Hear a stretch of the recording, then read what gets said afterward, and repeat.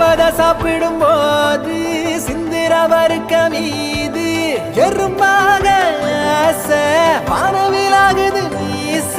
லேசா நீ பார்க்க அத நானோ ரசிக்க